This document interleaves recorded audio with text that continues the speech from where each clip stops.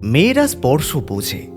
তারা বোঝে চোখের চাহনিটা, কোনটা সাধারণ, কোনটা মায়াবী, আর কোনটা অস্বস্তিকর। মেয়েরা বোঝে কাউকে মন থেকে মুছে ফেলার আগে থেকে কতগুলো রাত জাগতে হয়, হাত ছাড়ার আগে ঠিক কতখানি নিভৃতে একা একা প্র্যাকটিস করতে লাগে। কারোর জন্য কত পর আর অনুভূতি আসে না। একবেলা ফুল না পেলে আর কষ্ট হয় না। তাদের ঘ্যান ঘ্যান নড়বড়ে পেশির টান, গা ভর্তি জ্বর নেমে যেতে সময় লাগে।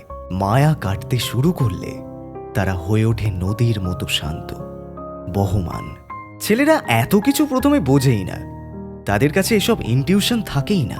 ভেতরে অদৃশ্য সুতোর টান না হওয়া পর্যন্ত ছেলেরা হয় ব্যস্ত, খামখেয়ালি, একঘেয়ে। তাদের কাছে যত্ন মানে অকপট পাশে থাকা, রাগ মানে 10 মিনিট পর মাথা নিচু করে ফেলা।